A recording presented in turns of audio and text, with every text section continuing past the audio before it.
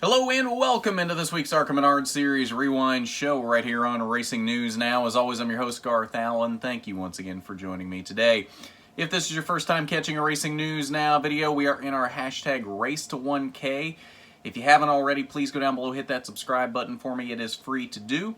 The quicker we get to 1,000 subscribers, the quicker YouTube will let us do mobile live streaming, which will vastly improve both the quality and quantity of coverage we're able to give you when we're at the track giving you coverage. So if you haven't subscribed already, please go down below, do that for me. It is free to do. While you're down there, ring the bell for notifications so you don't miss a thing going forward from RNN. On today's ARCA Rewind, we're looking back at this year's event from Gateway, the Dutch Boy 150, 120 laps, 150 miles, around the mile and a quarter worldwide technology raceway at Gateway in Madison, Illinois. This race ebbed and flowed. There wasn't a lot going on early in this race. This race pretty much flew through the first probably 3/4 at least of this race without really anything happening. There weren't any cautions early on other than the scheduled breaks, but then all of a sudden we got within the last 20 laps of this race and everything happened. The top blew off of this race. You had championship implications. You had random wrecks. You had rivalries being formed or continuing to form. You had everything you could have asked for in the last 20 laps of this race.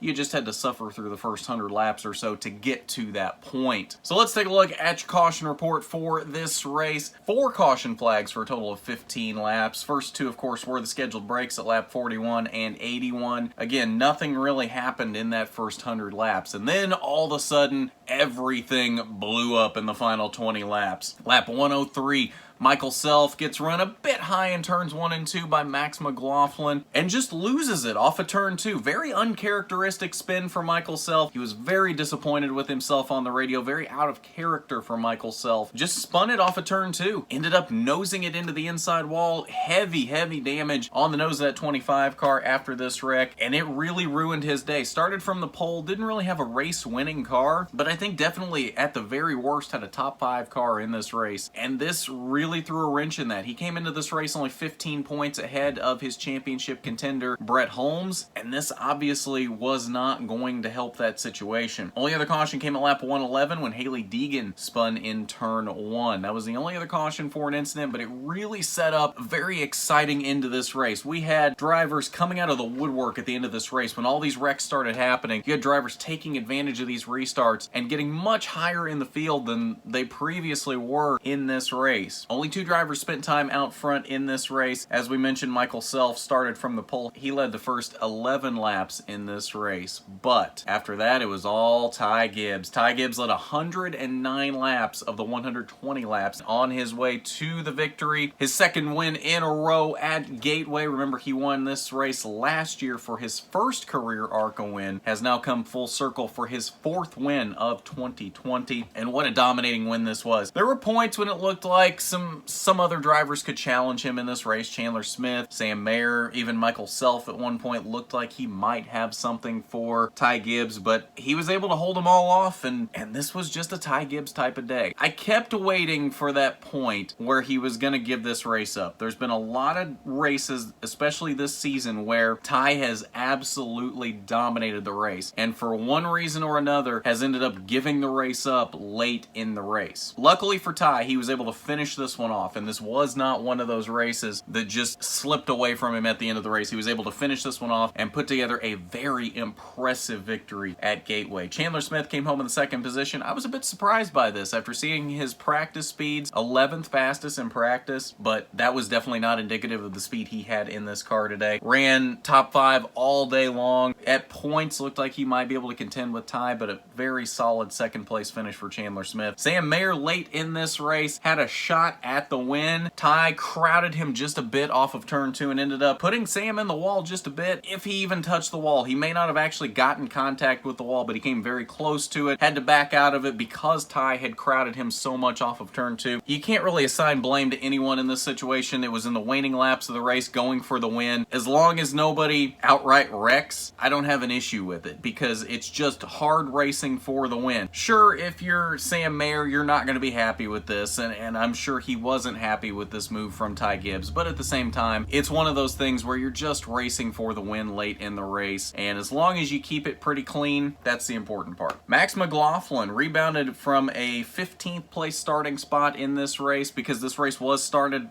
based on owner points. All of the East and the West drivers ended up starting in the back of the field. Max McLaughlin rallied for a very impressive 4th place finish. Very good run out of that one car for Hattori Racing. I think surprised a lot of people today. I don't know if coming into this race a lot of people would have circled Max McLaughlin as a top 5 contender in this race. And it wasn't a fluke either. He was running, I think at worst, like 8th in this race. He was very solidly in that 4th to 8th range most of the day. So a very good run from Max McLaughlin. Kudos to him. And then a big shout out to Jesse Love there in 5th. Not only his first career top 10 in the ARCA Menard series, but his first career top 5. And he rebounded from a very poor start to this race. 17th starting spot, of course, again, because West driver having to start at the rear of the field, not having the owner points that everybody else does, didn't really have all that fast of a start. Before the first break, he was back in like 15th and really wasn't making much headway. Obviously, that 19 team really worked on that car throughout the day on their opportunities to make pit stops and make adjustments. Really brought that car to life at the end of the race. I don't know if he really had anything at the end to compete for the win, but he had definitely fought his way very strongly through the field. So kudos to Jesse Love there. Great run at Gateway, and I think a sign of things to come. I think we're finally seeing the potential of Jesse Love, not only on the West side, but here in the Sioux Chief Showdown races as well. Rest of your top 10, Brett Holmes there in 6th. Not the best day for Brett, but we talked about the incident for Michael Self near the end of this race. While it wasn't the best day for Brett Holmes, you don't see Michael Self there in the top 10, so obviously closed that points gap after this race, even if it wasn't a fantastic day for that 23 car. Drew Dollar in 7th. Taylor Gray running top 3, top 4 most of the day. Ended up getting in the wall late in this race and fell all the way back to the 8th position. Haley Deegan, after her spin late, came home in 9th, and Chase Cabry rounded out the top 10. 11th through 20th, Kyle Sieg ended up in the 11th spot. Good run for Kyle Sieg. Gracie Trotter there in 12th. A lap down in 13th was Gio Selzy. Nick Sanchez had some issues late in the race, ended up 3 laps down in 14th. He was hovering right there around 8th to 11th most of the day, so 14th definitely not where he would have liked to have been after this race. And then Michael Self, you see there in 15th, definitely a heartbreaker for that team. That's definitely going to affect them in the points, as we'll see here momentarily when we get to the points after this race. Chris Wright making his first start for Chad Bryant Racing there in the 18th position. Had some issues in the mid portion of the race, got a bunch of laps down, and unfortunately never was able to really do anything in that 22 car today. And 21 cars in this race. Your 21st and final finisher was Owen Smith in the 10 car for Fast Track out at lap 7 with brake issues. So that is your results from the Dutch Boy 150. Let's go ahead and take a look at your point standings following this race. 13 races into the 2020 ARCA Menard Series season, and as we talked about, that points gap has shrunk yet again. Only 7 points the gap now between Michael Self and Brett Holmes as we continue to wind down the races in this season.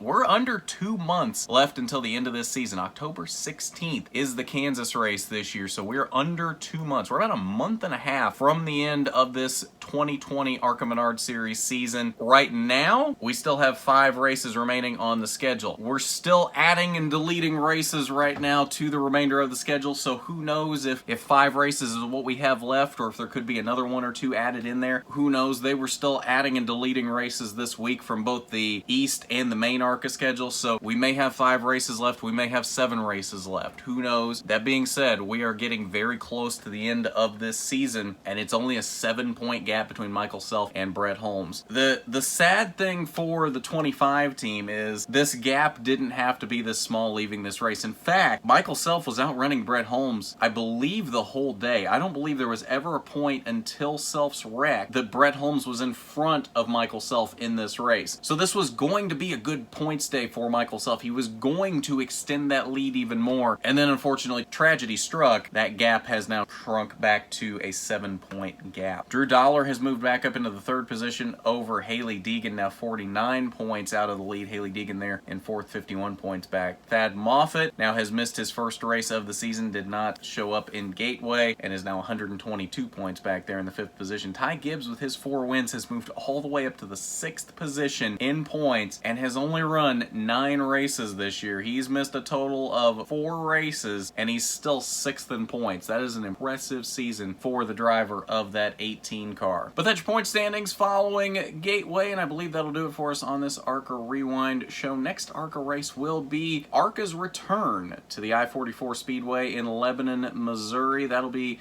a week from today, next Saturday evening, so you definitely want to check that one out. That ought to be an interesting race, as that has now been recently added to the schedule to replace one of the other races that has been canceled this season. So definitely that'll be one you'll want to check out. Of course, we'll have a watch party for that on Saturday, so be sure to tune in for that. Hang out with us and see what happens in that race. Just hang out with us, chat with us. It's always a fun time in those watch parties, so if you're not there, you need to be. And then NASCAR Heat 5 stream coming up on Wednesday as usual, as we continue through our career mode there in Xfinity and trucks. So if you haven't done it already, you need to go down below, hit that subscribe button, ring the bell for notifications so you don't miss a thing going forward from RNN. Since we're in our hashtag Race to 1K, that is even more important now. If you haven't hit the subscribe button, you need to.